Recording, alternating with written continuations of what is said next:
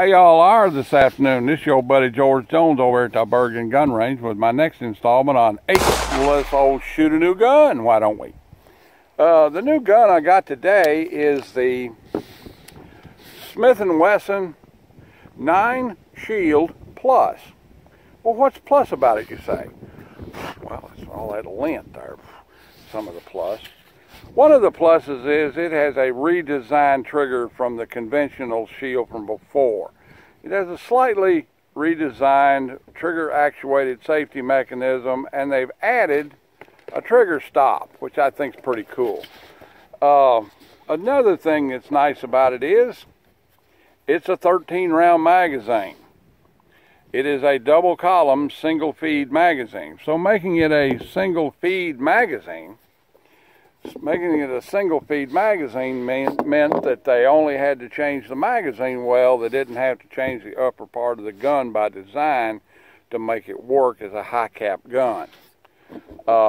This gun comes with 2 magazines. It comes with a 10-round guy that looks like this. Okay, so you've got a little bit easier setup for carry, and you've also got a 13-round magazine. And the 13-round magazine has a enhanced heel catch on it to make up for the extra magazine size, length, height, whatever you want to call it. Okay, and that gives you a little bit better finger rest on there for your little pinky finger. Okay. All the standard attributes of a Sheild. It has 3-dot sights, which are good and well pronounced sight dots.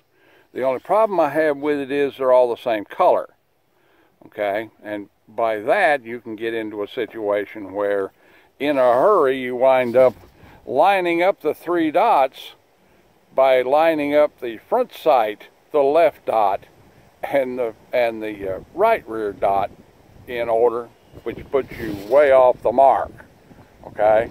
And vice versa. Okay, that's why I like to have 3-dot sights, that at least one of the sights sections are an opposing color. Typically the front sight will be different from the rear sight dots, but if you're careful you might get it all lined up like you're supposed to get it.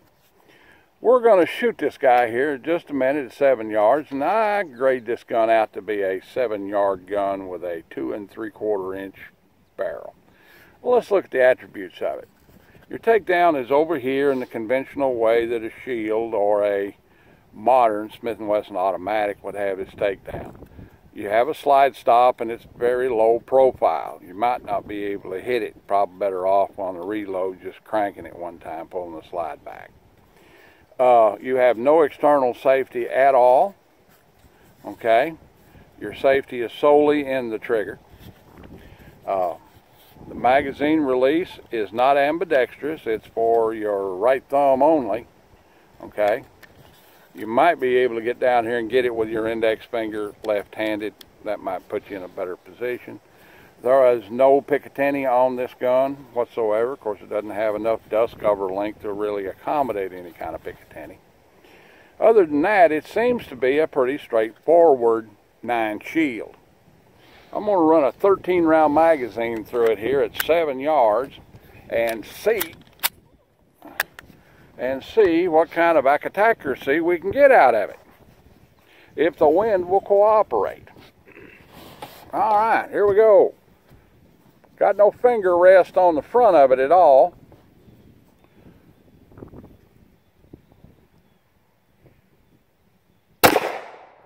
It's kind of light on the trigger.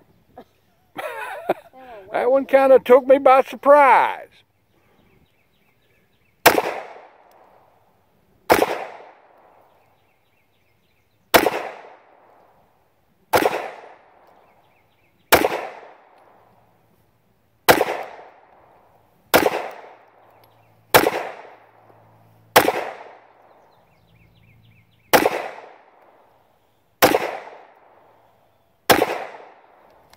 All right then.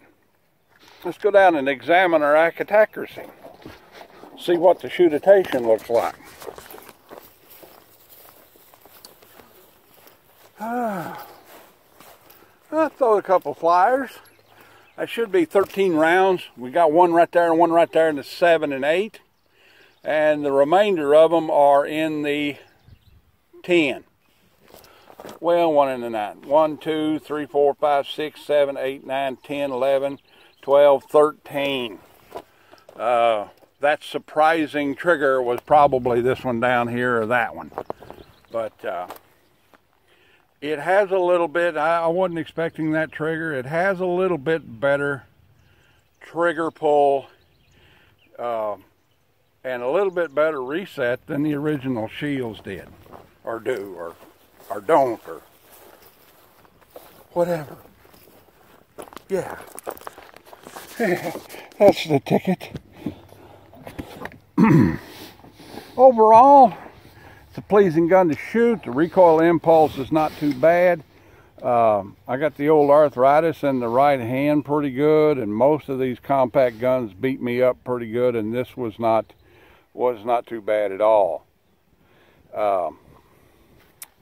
It does have a loaded round indicator in it.